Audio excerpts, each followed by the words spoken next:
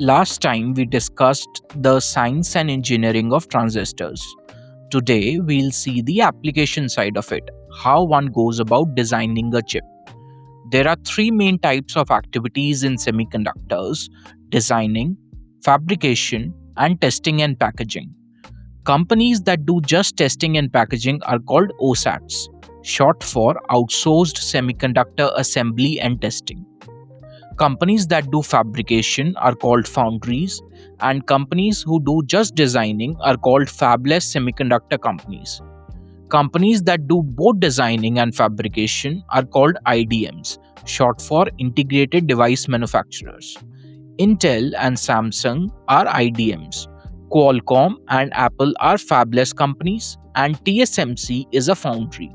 IDMs can also fabricate for others, but they struggle to get customers because a fabless company cannot risk its IP to a competitor. That's why TSMC has prevailed due to its neutral stance, being a pure contract manufacturer instead of also designing their own chips.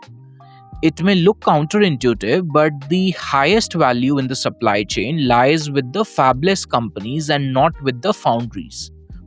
Foundries operate on manufacturing margins, whereas fabless companies dominate the market with design patents. It's like you have a CNC machine, but the highest value per unit lies with the product that the machine makes. Further, the operational complexity of each step of the supply chain is so large that it is extremely difficult for one entity to be successful in multiple domains. That's why ASML doesn't set up its own foundry. Besides, as I mentioned earlier, businesses don't want to be competing with their own customers, else they lose their only money making powerhouse. But this leads to a very risky problem for fabless companies. You don't want the chips delivered to you have any errors, and more importantly have any hardware trojans. And since the transistors are at nanoscale, billions of them, and kilometers of wire network in just 1 square centimeter of space, it is impossible to check the chips end to end. Even if you pick a random sample, you can't really say all batches are Trojan free or error free. But the industry still continues to function, and only because of trust. A single detection can shut down the entire business for the foundry in an instant. So your track record speaks for you. Every foundry has a process design kit that they give to fabless companies. It's basically a rule book that sets the constraints for designing. And designing is spread across 5 stages. First one is architecture. Unless you are huge, the software hardware compatibility has to be taken care of by the chip designer and not the software companies. Nvidia became big less due to its GPUs and more because of CUDA.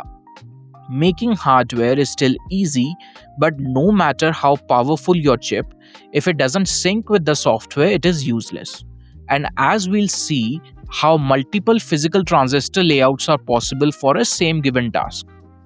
With a proprietary software distribution on your side, you can actually design your architecture before your competitors and deliver a much more efficient output for your users.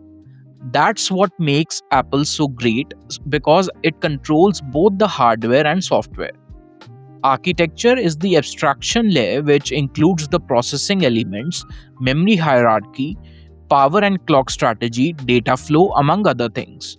Then comes the second stage called RTL, short for register transfer level. Here, engineers convert the abstract algorithms into Verilog code.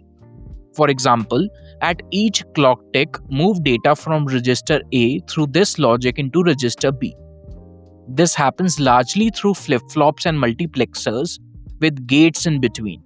Then comes the third stage called synthesis that converts the Verilog code into a netlist, which is a literal text-based description of individual components and their connections, and is generated automatically by an electronic design automation software EDA, usually provided by Synopsys, Cadence, or Siemens through the library supplied by the foundry.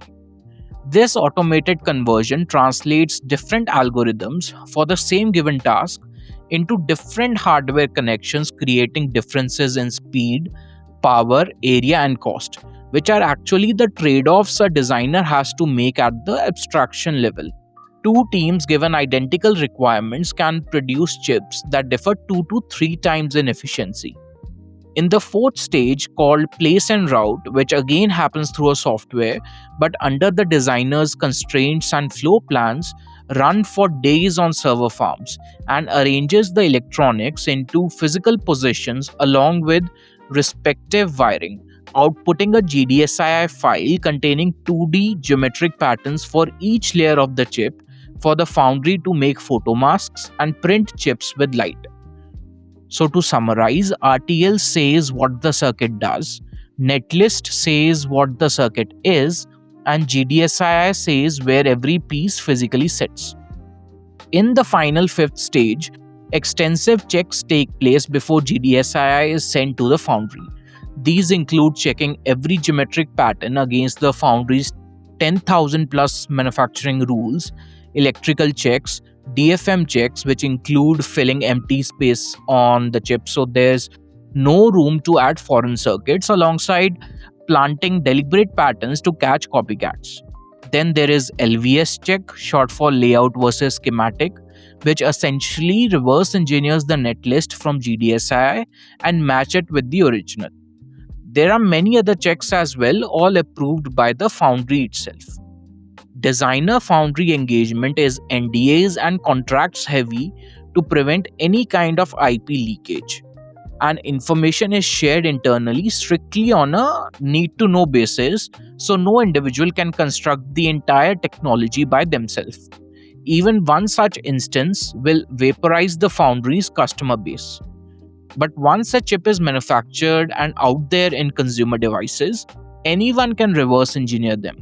It's in fact a routine commercial service requiring multi-million dollar equipment that tears down the chip layer by layer, image it, analyze it, and extract the circuit from it, both used by copycats to steal and designers to identify theft.